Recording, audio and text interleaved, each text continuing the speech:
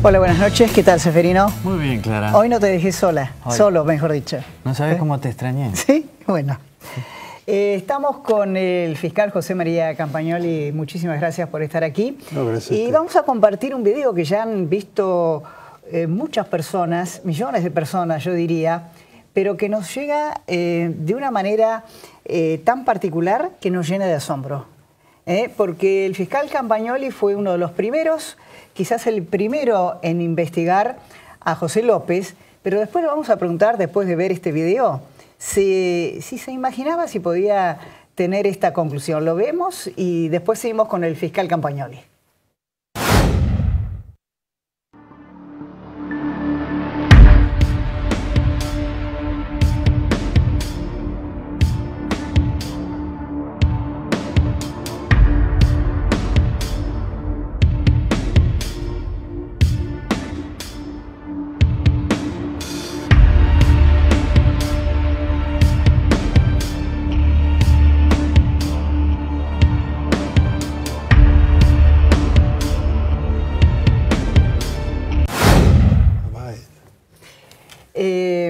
Doctor Campagnoli, ¿qué se imagina usted viendo esto?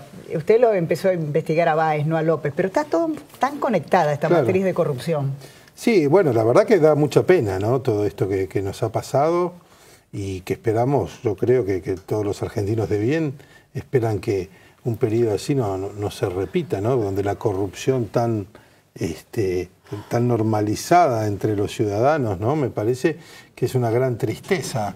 Estas imágenes, bueno, muestran a este hombre que ya sabemos lo que llevaba en los bolsos y a una, aparentemente una monja que lo está ayudando, ¿no? La verdad, o sea, que como, no se puede creer ya ni en la hermanita de Inés. Verdad, o sea, gente grande, ¿no? O sea, y la reflexión es que qué tristeza, ¿no? Gente que toda esa plata que probablemente se ha robado para y perjudicado a un montón de hospitales, escuelas, gente pobre, ¿no? Concentrada ahí, y esta complicidad aparente que se ve es bastante triste, me parece. Ahora, Clara, quería saber, y es muy interesante la pregunta, si usted alguna vez imaginó que una monjita, una institución como un convento, monjas orantes y penitentes podía de alguna manera participar de esta manera. No, la verdad que no, nunca me lo imaginé. Uno siempre piensa que los médicos curan, que los policías son buenos y que los curas rezan y ayudan, ¿no? Pero bueno, la verdad que esta Argentina de hoy nos está enfrentando a un montón de cuestiones, todas siempre vinculadas al dinero y a lo que genera el dinero, poder, impunidad y estas sumas fabulosas, ¿no? Que a uno le cuesta imaginárselas, ¿para qué tanto dinero? Bueno, es lo que yo creo que una de las peores herencias de la década kirchnerista va a ser esa ostentación de la corrupción, porque habrá muchos ciudadanos que les provoca una cosa así, les provoca asco, les provoca como angustia, los videos tristeza, de la Rosarita también. Pero habrá otros que dirán, pero mira qué bien que le fue a este, ¿no? Y ese mensaje de que la corrupción de alguna manera puede beneficiar a algunos, sin importar a todos los que perjudica, es un mensaje muy negativo. Me parece una generación de funcionarios ricos, millonarios y un pueblo empobrecido, es una metáfora muy triste. Pero lo que usted dice, la corrupción no solo mata, no solo impide que haya leche para todos los chicos, sino también hasta es como un ácido, ¿no? Que destruye instituciones como las monjas. Claro, porque este sistema tan que vemos ya un sistema totalmente corrupto, donde ninguno de los organismos de control han funcionado, sea por encubrimiento doloso o sea por negligencia, por impericia. Acá fracasó la UIF, la FIP, todos. Sí, pero bueno, la pregunta es, ¿fracasaron o no controlaban? Yo quise ser elegante. Porque yo escuché, no me acuerdo, porque yo ya me confundo con nuestros nuevos filósofos contemporáneos, Pérez Corradi y Fariña, que nos cuentan cómo hay que delinquir, ¿no? Yo no me acuerdo cuál de los dos fue, o si fueron los dos lo que dijeron, que ellos no se tenían que esconder nada, directamente no los controlaban cuando llegaban con sus mercaderías, cuando llegaban con Pérez Corradi lo dijo, sí. O sea, ni los controlaban. Entonces todo un sistema que en la apariencia parece que tiene vida, como si fuese un cuerpo embalsamado, en realidad muestra un estado muerto, ¿no? Por esta corrupción que ya lo ha corroído tanto, y que luego lo que tenemos que pensar es si ahora que bajó un poco el agua, y que podemos ver lo que ha pasado, si no podemos construir cimientos más fuertes de institucionalidad, porque acá lo clave que fue la fragilidad de las instituciones que permitieron que a mí me suspendan, que permitieron que le pongan un cepo y una mordaza a muchos jueces. Bueno, ahora me parece que es tiempo de empezar a tratar de construir y de hacer algo sólido, sustentable en el tiempo, porque la única manera de evitar hechos de corrupción es con instituciones fuertes, ¿no? Al respecto, va a haber una auditoría sobre los juzgados, cámaras federales, promovida por un grupo de asociaciones, aprobada por el Consejo de la Magistratura. El doctor Lipera, de la Asociación de Abogados, es uno de los principales que ha impulsado. ¿Cuál es su opinión al respecto? Y a mí me parece muy bueno siempre que se controle al poderoso. Es innegable la importancia que tiene para la vida de todos los argentinos, para el país, para la República, lo que ocurre en Comodoro Pi. O sea, sabemos que es muy importante todo lo que pasa ahí. ¿Y cuál es el control que tiene Comodoro Pi? Si yo no leí mal, hoy una jueza federal, la jueza federal Servini de Cubría, habló del tema de cómo se asignan las causas, que es un sistema vidrioso, y creo que el propio Lipera está pidiéndole a la Corte que se fije cómo se asignan las causas por sorteo. O sea, imagínate, y vuelvo al ejemplo de, bueno, ahora bajaron las aguas, tenemos jueces que están trabajando, están metiendo presos a corruptos, están procesando. Bueno, empecemos por fortalecer la institución Poder Judicial, porque vemos que es muy endeble, porque yo creo, no sé, a ver, yo prefiero que la justicia se pronuncie, aunque sea tarde, pero convengamos que muchos pronunciamientos, a muchos años después de suceder los hechos, hacen un poco de ruido y resquemor. Entonces, ¿cómo hacemos para que esta justicia sea sustentable y sirva en el tiempo? Y bueno, yo creo que es necesario una renovación, un fortalecimiento, un enriquecimiento de lo que pasa en Comodoro Pi, mandando un contingente de jueces federales. O sea, en la capital federal conviven un montón de jurisdicciones. Hay más de 100 jueces nacionales que son jueces de instrucción, de tribunal oral, de menores, de correccional, de penal económico. Bueno, un contingente de esos jueces yo creo que habría que ponerlos a trabajar como jueces federales, porque entonces sí vamos a poder enfrentar corrupción en tiempo real, vamos a poder enfrentar narcotráfico, bandas, crimen organizado, secuestros. Pero 12 jueces me parece que es muy poco. Ahora, y mucha concentración de poder en pocos, ¿no? Doctor Campagnoli, corríjame si yo me equivoco. Una de las causas por las cuales a usted lo separaron y lo presionaron, lo amenazaron, era porque también estaba investigando una causa vinculado al hermano de la entonces ministra de Seguridad Rodríguez, claro, en el tema de los barras bravas. Sí. Fíjese ahora lo que pasó con Mayo. Sí, sí, sí. Vinculado al narcotráfico, lo dejan escapar. Es que todo está como todo hilvanado. Como decía Cristina, todo tiene que ver con todo. Claro, lamentablemente la falta de control es en todos los ámbitos. Acá nos estamos preocupando porque vemos tantos millones de pesos que a cualquiera le causa tensión. Pero en todos los órdenes creo que se ha relajado el sistema de una manera tal que ya no tiene una reacción frente a ningún estímulo, ¿no? Cualquier caso de corrupción que tenga que ver con menos plata pasa desapercibido también en el sistema, ¿no? Y los casos de las barras bravas, bueno, es algo gravísimo, como los violentos han sido utilizados por el poder. Y bueno, yo tenía un montón de escuchas que la verdad que sí. Había uno que decía, y a mí me dijeron que mientras estén en la Casa Rosada a mí nadie me va a tocar. O sea, un barra brava que nosotros lo conocemos bien y sabemos qué tipo de personaje es. Esa grabación y claro, porque el tipo había ido a Olivos, el tipo había ido a la Casa Rosada y parece que le habían dicho que estaba muy apadrinado. Bueno, o él se mandaría la parte, no lo sé. Pero... Y al hermano de la ministra, también que le decían, el apodo era el boletero, porque era el que se encargaba de las entradas apócrifas y de favor. Bueno, nosotros no sabíamos que era el hermano de la ministra. Él tampoco, porque cuando lo estábamos investigando todavía no era ministra. Además, pero después seguimos sin saberlo porque se acuerda que era una ministra que nunca habló. Nunca habló.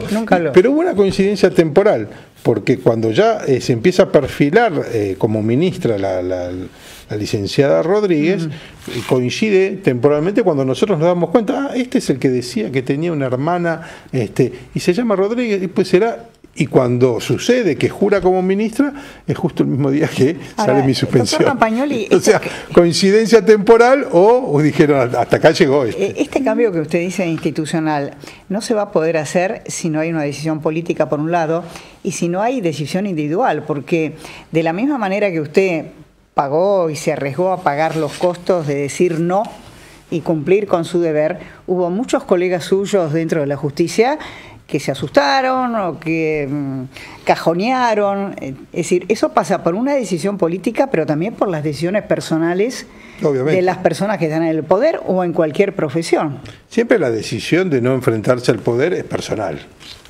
Después habrá un montón de excusas y habrá también un montón de cómplices, ¿no? Yo creo que hubo distintos tipos de magistrados. Evidentemente era muy difícil investigar en la era K, y habrá habido algunos magistrados que habrán sido encubridores dolosos directamente, casi partícipes, y habrá otros que por ahí pecaron de una excesiva prudencia que a veces es lindante con la cobardía quizás, y también hay alguna prudencia que tiene que ver con la propia función del juez. De un juez federal normalmente tiene casos que al que está investigando le puede venir un vuelto, como se dice, ¿no? Entonces eso muchas veces los lleva a algunos magistrados a trazar estrategias de investigación que por ahí son un poco lentas. Pero eso es un análisis mío desde afuera, ¿no? Yo siempre actué como creí que correspondía, que debía actuar, y las consecuencias que tuve que pagar las pagué, y así me hubiesen echado, hubiese triunfado el juicio político y yo me hubiese tenido que dedicar a otra cosa, siempre hubiese pensado que hice lo que correspondía, ¿no? Ahora, muchos de sus colegas de jueces, fiscales federales, hablemos que son los más conocidos, son tremendamente ricos. Hay algunos que sí. ¿No? Y eso también es la sospecha de lo que usted decía, mucho poder en 12 personas, mucha oportunidad de hacer negocios. El poder no es malo en sí, lo que es malo es el poder sin control. Y cuando el poder no tiene control, cuando nadie controla lo que hace un juez, cuando un juez puede decir de la noche a la mañana, y la verdad que hace 8 años que lo estaba investigando a López, qué suerte que se chocó con un patrullero y no se pone colorado, bueno, la verdad que el sistema está mal, nadie controló a ese juez y le dijo, doctor, hace 8 años que tiene una causa en trámite, está justificado, porque por ahí está justificado. En la justicia de instrucción donde yo trabajo, hay algunas causas que duran mucho tiempo porque son muy complejas o porque a veces muy buenos abogados logran retrasar las cosas. Pero es la excepción. Normalmente una causa no puede durar mucho más de 1 año o 2, ¿no? Claro. Bueno, cuando hablamos de que el promedio en causas de corrupción supera los 11 años... 11 años. Sí, sí. O sea, imagínense de qué estamos hablando, ¿no? Porque también es muy fácil. Y después, no es casual eso tampoco. A mí me parece y a veces me da tristeza por el Poder Judicial el hecho de que hay jueces que se regodean porque metieron preso a un presidente, pero lo metieron preso años después. Claro. 2 días en una quinta, o sea, eso tampoco suena mucho la justicia, ¿no? La justicia tiene que tener un término real, un periodo temporal que más o menos acorde con el suceso que se investiga, ¿no? Usted mencionó a Pérez Corradi y todas estas personas que están hablando, Fariña y demás. Mucha gente piensa, pero estos son presuntos o probados delincuentes. ¿Cómo creerles? Pero hay otra manera de probar esos hechos si no es a través de estas personas de avería, como se decía antes, sí. ¿O no? Hay muchas maneras. Lo que pasa es que acá estamos viendo cómo se trata de enderezar investigaciones que durante años estuvieron o dormidas o complicadas por alguna razón. Entonces, la declaración de un delincuente que venga y se arrepienta y que cuente parte de lo que ha pasado, es un dato útil para cualquier investigador y abrevia mucho los tiempos. Lamentablemente en nuestro sistema judicial no está muy aceitado el tema del arrepentido, ¿no? Porque más allá de que hay ley de arrepentido para algunos delitos nada más, no para todos, muy pocos casos se conocen. Yo conozco el de Fariñas nada más, claro. Y no sé si López Corradi se está arrepintiendo o está declarando como testigo protegido en una causa, no lo sé. Pero lo cierto es que la delación de un miembro de la banda siempre va a abreviar mucho en términos judiciales, más allá del conflicto moral que trae aparejado para algunos, como por ejemplo para mí, esto de premiar la traición y la delación, ¿no? Claro, pero cuando es un tema complicado. Pero cuando él dice, Pérez Corradi, la morsa era Aníbal Fernández, y después agrega, me lo dijo Forza, que está muerto. No sirve de mucho. No sirve de mucho. No, de mucho no sirve, pero bueno, habrá que ver también si en el juicio, por ejemplo, creo que hubo algunas otras referencias que hablaban de la morsa y de Aníbal Fernández. Habrá que ver, o sea, la verdad que hoy en día, con tiempo y con ganas de hacerlo, se pueden esclarecer muchos más crímenes. O sea, son indicios importantes que tienen que ser corroborados o no con otras. Con otros, a veces un indicio se junta con otro y entre los dos conforman una semiplena prueba y eso sirve para a instancia de indagatoria, incluso de procesamiento. Después viene el juicio oral, y en el juicio oral, ahí, bueno, hay 3 jueces que examinan, que escuchan, que interrogan, y que, bueno, y la verdad sale más fácilmente a la luz. Y desde su experiencia, digamos, viendo todos estos acontecimientos, de aquí a 3 meses, supongamos que pase el agosto, el invierno, todo esto, venga la primavera, hacia septiembre, ¿usted cree que vamos a estar en lo mismo o que habremos avanzado porque hay una presión social distinto, porque el gobierno ya no controla a los jueces como el gobierno anterior? Yo, a ver, creo que el gobierno actual no presiona a los jueces. Eso es bueno. Eso es bueno. Creo que es muy bueno la presión social, porque la presión social, de alguna manera, todos los integrantes del Poder Judicial y del Ministerio Público Fiscal son ciudadanos, personas que viven en sociedad, que tienen madres, esposas, hijos, hermanos. O sea, la presión social es bueno. Yo pienso que es bueno, que no por una presión social de presionar al magistrado, sino que la sociedad esté enterada. Ahora, porque una sociedad informada quiere saber y uno no puede hacer cualquier cosa. La presión social evitó o ayudó a que usted fuera a juicio político. Sí. Eso fue importante. Fue muy importante. Eso fue importante. Yo creo que por eso digo, o sea, hay muchos factores. En mi caso, creo que fue un factor determinante que toda la sociedad se enterara que había un fiscal, que había trabajado siempre de fiscal, que había tenido 4, 5, 10, 100 casos, algunos que habían salido bien, que era una persona que trabajaba de eso y no de otra cosa, y que la sociedad se presentase a decir, bueno, yo no quiero que esto pase, me parece que acá hay un avallazamiento. Eso me parece bueno. Ahora, si esto se mantiene de acá a 3 meses, yo creo, ojalá me equivoque, que si no hay un cambio profundo en el sistema, si no se fortalece la institución, la unidad juzgado, porque un juzgado está compuesto por muchas personas y la cantidad de trabajo que entra es formidable. Entonces, a mí me parece que, por un lado, hay una decisión hoy de la justicia de actuar. Bueno, qué bueno. Por eso di ese ejemplo de que bajó un poco el agua. Estábamos tapados, bueno, bajó el agua y están pasando cosas.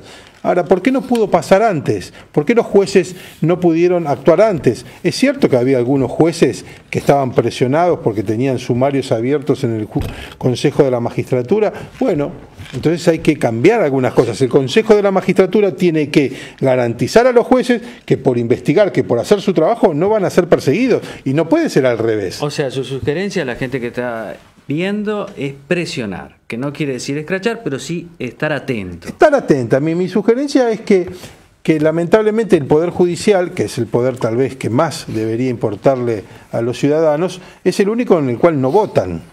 Porque al presidente lo votan, a los legisladores los votan, a los jueces no. Y cuando se designa un juez, va a ser juez hasta que se muera prácticamente, hasta que dure su buena conducta. ¿Y quién dice que dura su buena conducta? ¿Cómo son los sistemas? Ahí es donde yo creo que la ciudadanía tiene que poner la lupa en cómo se designa un juez y cómo se lo puede remover. Ahora, a un juez o a un fiscal. Ahí hay una gran responsabilidad de la dirigencia política a través de los tiempos. Siempre está la dirigencia política es responsable de todo lo malo que nos pasa. Claro. De todo lo malo que nos pasa, siempre la dirigencia política es la responsable. Sea porque son malos haciendo su trabajo o porque, como nos ha pasado en general, porque son corruptos, porque al poderoso no le conviene tener un poder judicial independiente, ni una fiscalía independiente. La verdad que el que tiene el poder tiende a abusar de él y tiende a tratar de conservarlo. Entonces cualquier organismo que lo pueda controlar, como es el Poder Judicial, como es la UIF, como es la Fiscalía, como es la aduana, como es la FIP, no le gusta. Entonces ahí ponen a veces a gente inidónea. Clara, ¿sabés que hay un grupo de ciudadanos que en change.org está proponiéndole a usted como procurador general de la Nación, o sea, jefe de todos los fiscales? Hoy me fijé, ya tenían 112.000 adhesiones. Sí. Sí, ¿Le gustaría eso? Lo inició un señor que se llama Gastón Marra, que yo no lo conozco y que le mando un saludo a través de ustedes, y me parece una iniciativa muy interesante. Y sí, a mí, a ver, yo hoy trabajo de fiscal y estoy pensando en los asuntos de mi fiscalía. A futuro, a cualquier fiscal le gustaría ser procurador, y a mí también. Igual hoy hay una procuradora que goza de una estabilidad y de un sistema que para removerla necesita de un juicio político. Entonces estamos pensando en abstracto. En abstracto, si a mí me gustaría ser procurador, y sí, claro que sí. ¿Pudo recuperar a su equipo? Porque también su equipo fue castigado en su momento. No, pude recuperar una parte, pero los que tenían los cargos principales nunca los pude recuperar, ni pude tampoco rearmar la unidad de investigaciones que yo tenía, la Secretaría de Investigaciones Penales, que había dado, en muy pocos meses habíamos resuelto más de 1000 casos archivados que había. O sea, con esto, ¿qué quiero decir? Que con tiempo, con trabajo, con dedicación se esclarecen muchos más hechos que sin esos atributos, ¿no? Y entre las personas que yo no pude recuperar, que está Guido Sassoli, Ignacio Rodríguez Varela, De la Torre, Carla Di Ganghi, bueno, gente muy valiosa que, bueno, desde mi punto de vista hoy están siendo desperdiciados en otros organismos de la Procuración. Pero el caso de Rodríguez Varela, que lo traigo a colación por lo que hablábamos de cómo se designa un magistrado. Ustedes fíjense que Rodríguez Varela, que es una de las personas más decentes que yo he conocido, que trabajó conmigo y con Cuantín, o sea, un tipo bárbaro, padre de 9 hijos, Rodríguez Varela ha estado ternado para ser juez o fiscal o camarista en más de 30 oportunidades. Y nunca lo eligen. Entonces, el sistema de cómo se selecciona un magistrado, porque realmente que a un tipo como Ignacio Rodríguez Varela no se lo nombre como funcionario magistrado de esta república, que tanta falta le hacen jueces probos, es una pérdida para todos nosotros. Entonces todos nosotros después vemos que, de golpe una causa 8 años, que suerte hay un procesamiento.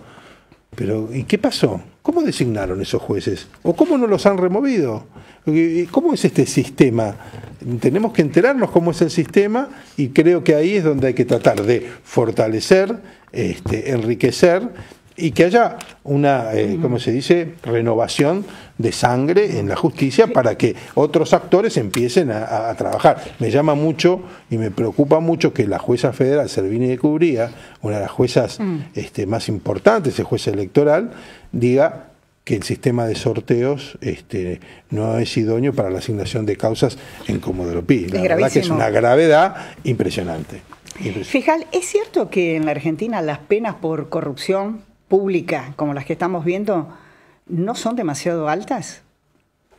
Depende, porque no hay una pena por corrupción. Una de las cosas que no existe, el delito de corrupción no existe. Entonces, cuando se condena a un corrupto, se lo condena por malversación de caudales, por exacciones ilegales, por cohecho, por negociaciones incompatibles. Todos esos delitos no tienen una pena muy alta en general. En general no pasan los 6 años de máximo. Pero también... Eso tampoco es casual, digamos. Eso no es casual, pero lo que pasa es que también a mí me parece que hay una figura muy interesante, que es la figura del artículo 210 del Código Penal, que es la asociación ilícita. Cuando uno llega a una matriz corrupta, cuando hay una organización con cabecillas, con organizadores y con jefes, eso es una asociación ilícita. Y ahí la asociación ilícita ya tiene una pena mucho más interesante. Algo de eso fue el fallo de la Cámara Federal, ¿no? La Cámara Federal me parece que fue muy didáctica hacia el juez Casanelo, diciéndole, tiene que investigar por acá. No se olvide que acá hay unas cuestiones de permanencia en el tiempo y un montón de elementos típicos de lo que se llama la figura de la asociación ilícita. Le está diciendo al juez, acá, en algún momento, más allá de que si usted tiene esto listo, mándelo a juicio, Esto es un episodio más, es un hecho más de una gran asociación ilícita, porque pensar que son casos aislados, la detención de López, que no era secretario de tecnología. Secretario de Estado. Era secretario de Obra Pública. Y está preso revoleando 9 millones de dólares.